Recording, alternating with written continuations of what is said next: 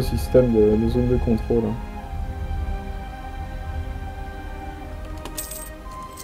Et la Provence est quand même repris par ce fort-ci, par le fort du sud, même si on assiège le fort du nord. J'ai l'impression que les zones de contrôle fonctionnent, je dirais, toujours à l'avantage du défendeur en fait. Ce qui oblige l'attaquant à faire le plus de détours et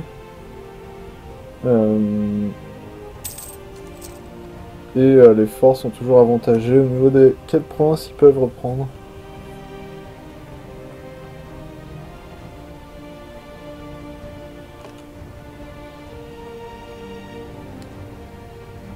Le Perse est très concentré sur Kaboul. Hein.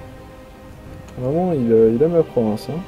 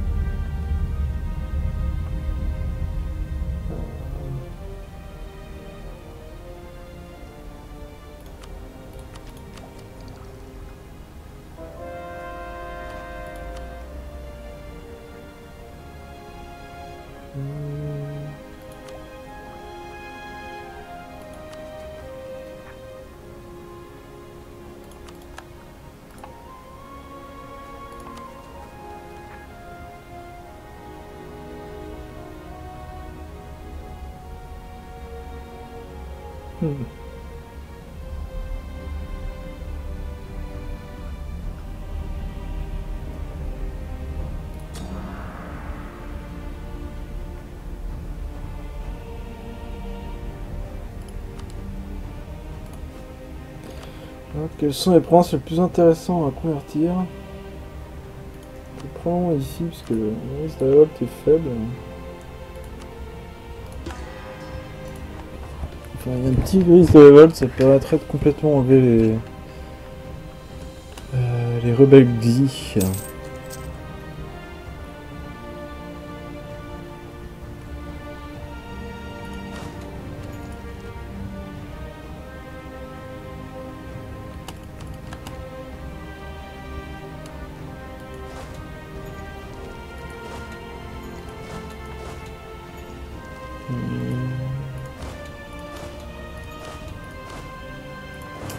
Je disais bien. Il me manquait une armée.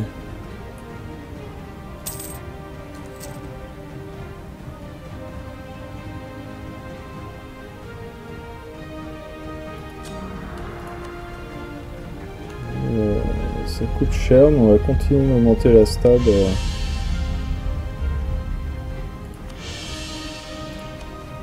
On va aller chercher la réforme du gouvernement. Je vais pas le faire tout de suite parce que je vais bien réfléchir à si j'ai besoin du Cassius Belli de Horde encore pour une ou deux guerres avant la réforme.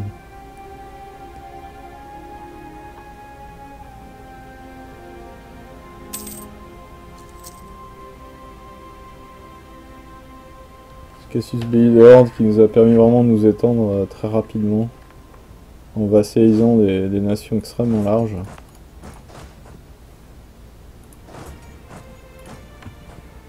Tout au long du début de la partie. Alors pour ceux qui rejoignent le stream, il y a aussi toute la campagne en vidéo sur YouTube. Si vous voulez voir éventuellement la guerre d'indépendance contre l'Oirat ou certaines des premières guerres contre le Ming qui peuvent être assez intéressantes.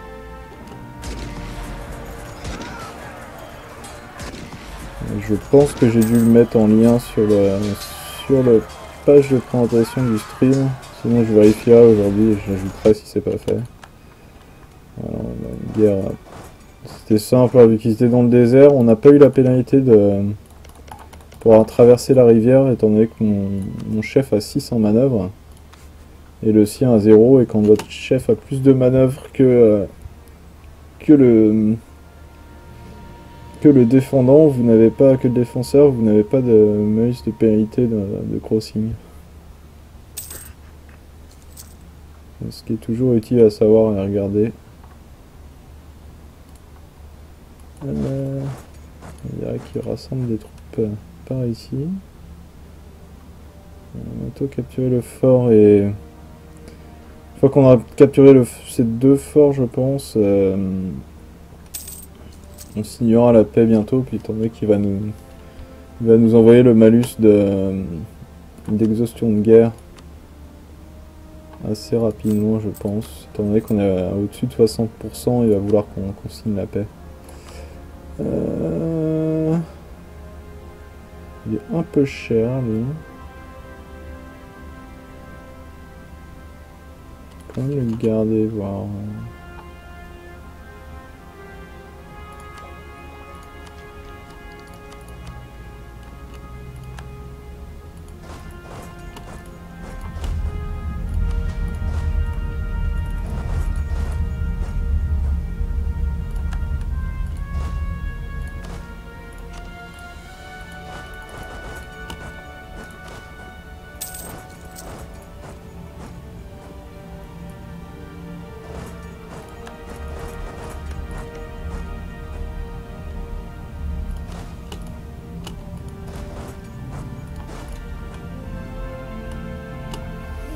Qu'est-ce qu'on pourrait prendre déjà?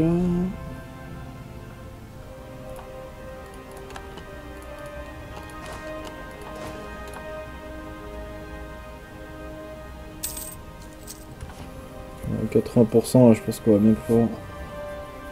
C'est une bonne paix. Oh. En plus, ils apparaissent dans les provinces que je veux prendre. Donc, il va falloir qu'on les tue.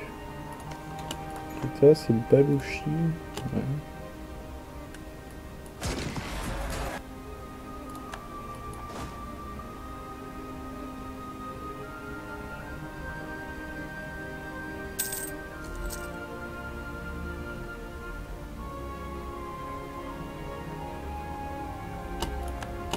Il va falloir s'en débarrasser parce qu'en fait ils vont nous empêcher de prendre les provinces comme on veut là.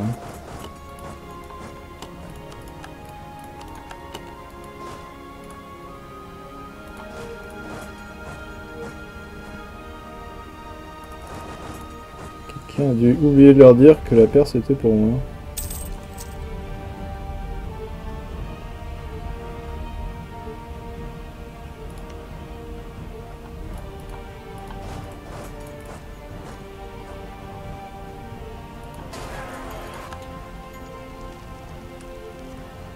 Dans les plaines, ça fait toujours très mal. Voilà, on a malus de war exhaustion qui arrive. Faut qu'on signe cette paix. C'est ce que je veux. Est-ce qu'on veut Keta? Non, on veut pas Keta. Ces deux-là, oui.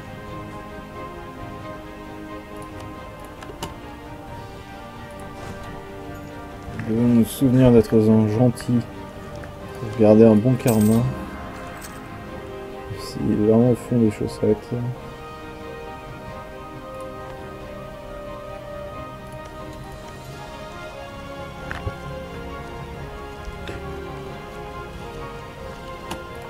Ok. Alors, moi je veux les provinces de mon vassal.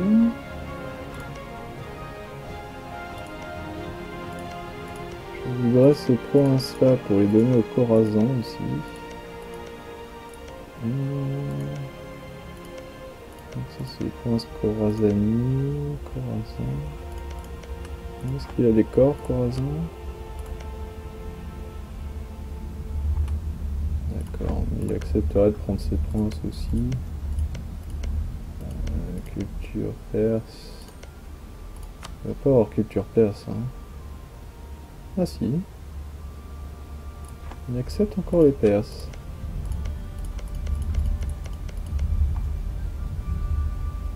D'accord.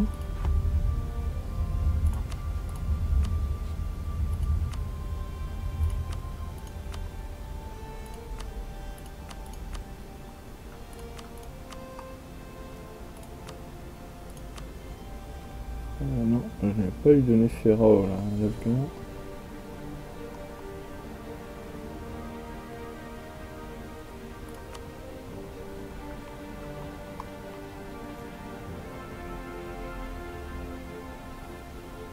D'accord, comme ça, on prend les contrôles des montagnes d'Afghanistan.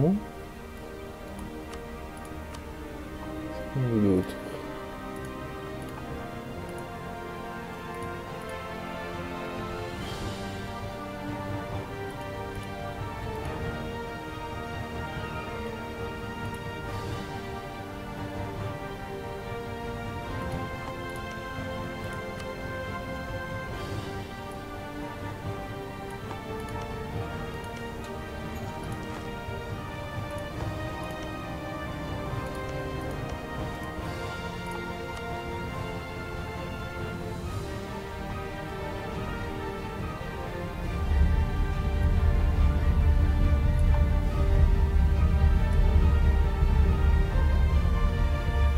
Ah, ça nous coûte en fait, le système de karma, ça nous coûte 10 provinces pour chaque province qu'on demande.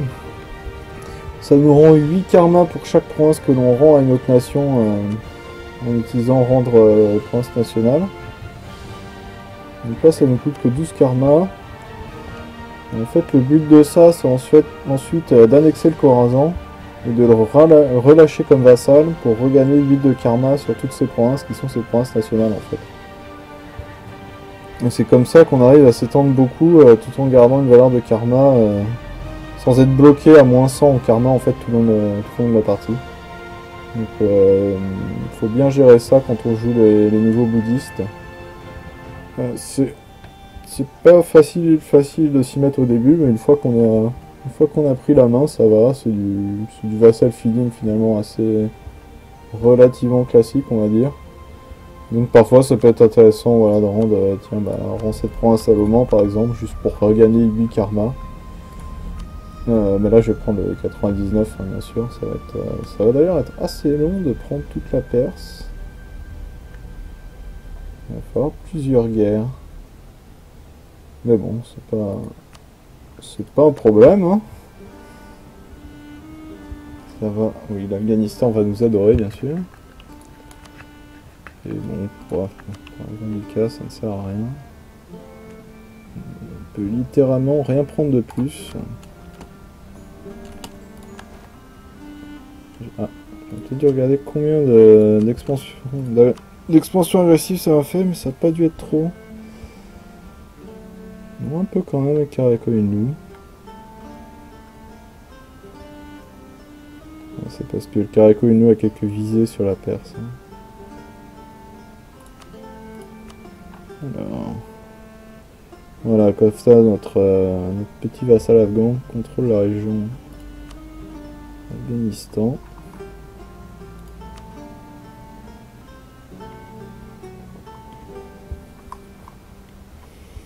Et au niveau de ces provinces, je vais les laisser comme ça. Parce qu'on va les rendre au Khorasan. Par contre, le Khorasan est allié à Delhi. Delhi.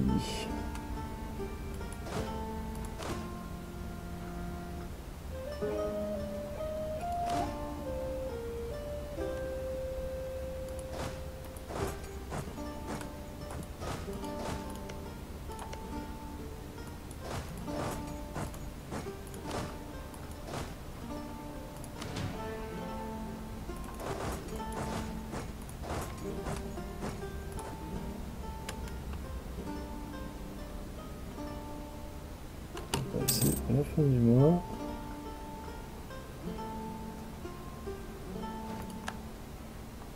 Voilà.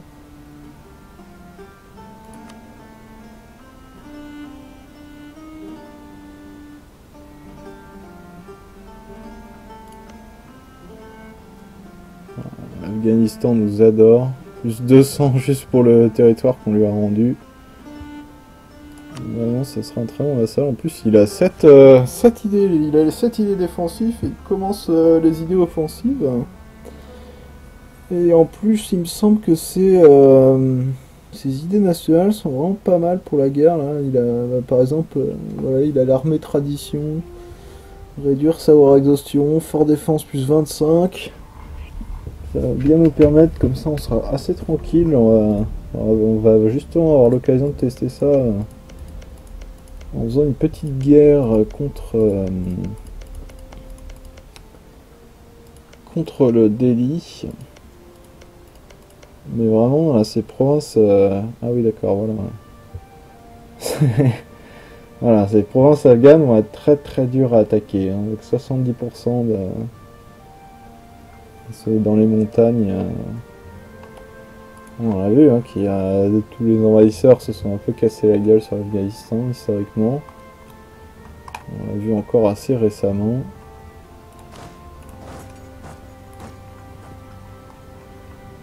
Voilà.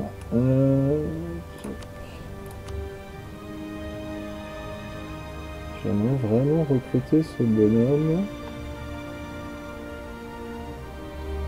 Ivan encore qui revient à la charge. Non, jamais, c'est... En même temps, ces provinces ne valent rien du tout. Pas grand chose.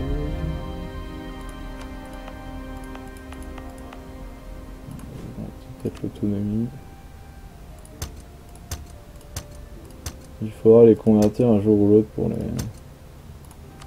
calmer. Étant donné que ça va pas grand chose, ça c'est plus. On les a plus pris en fait pour bloquer l'extension de la Russie qui s'étendait très rapidement.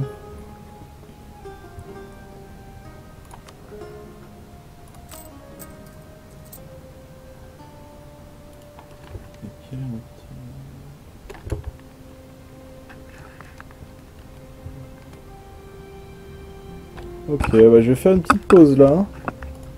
Je pense que je recommencerai à streamer plutôt ce soir, mais là il fait super beau dehors. Donc on va aller se faire plaisir.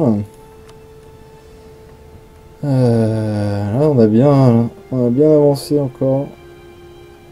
On a eu quelques problèmes de révolte en début de session.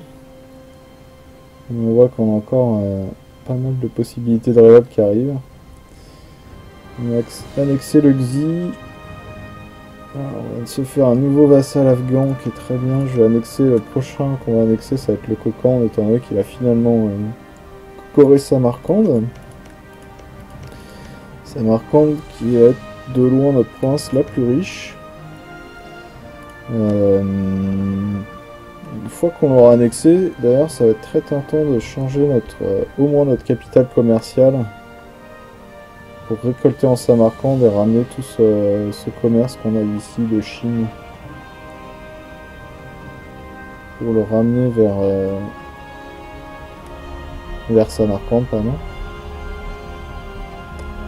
Mais ce sera peut-être même tentant de changer notre capitale de place étant donné que là elle est dans cette province-ci qui est pas très riche, et même si on a des bonus avec les événements de plus 1 de basse taxe, le lama en fait coûte... le grand monastère qu'on a construit pour accueillir le lama en fait dans notre royaume réduit la taxe de 25%, donc en fait c'est pas rentable quand il y a un événement qui déplace 1 de basse taxe à cette capitale là. Donc il faudrait changer notre capitale, on verra où on la mettra. Voilà. On va peut-être montrer niveau carte religion, ça avance bien, mais j'aimerais dire on conquérit plus vite qu'on convertit. Donc il y a toujours plus de provinces qui ne sont pas de notre religion. Même si ça reste assez facile de convertir avec tous les bonus qu'on a. Ça c'est une décision des bouddhistes. C'est encore une autre décision des bouddhistes, donc il y a plus 3 de force des missionnaires. C'est encore une décision de bouddhiste qui fait plus 2. On a décidé d'empêcher les chrétiens d'aller dans notre royaume. Mais étant donné qu'on n'a qu'un seul missionnaire, ça ralentit vraiment les conversions. Je ne sais pas si je prendrais plutôt religieux ou aristocrate en prochain groupe. Ensuite, voilà, niveau annexion, on va annexer le Kokand. Je crois que c'est du bon groupe culturel. Mais voilà, c'est des Ouzbeks, donc c'est encore des Altaïques. Et une fois qu'on aura annexé Kokand, il ne restera plus que Yarkand et Sarigogir de notre groupe culturel. On sera le maître des Altaïques. Il faudra prendre cette petite province à la Russie, bien sûr. Ensuite, là, ce sont des Tatars ici. Hop là.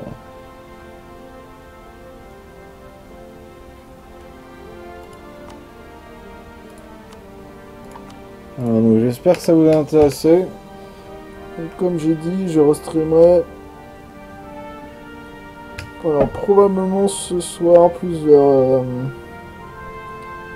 Entre 10. Je pense commencer le stream entre. Vers 19h. Non, plutôt 20h heure française. Ce soir. Et sinon, il y aura aussi une autre session demain matin. Et de toute façon, toute la campagne est disponible aussi sur YouTube. Je vérifierai que j'ai bien ajouté le lien dans la description du stream. J'espère que ça vous a intéressé. Merci et à bientôt.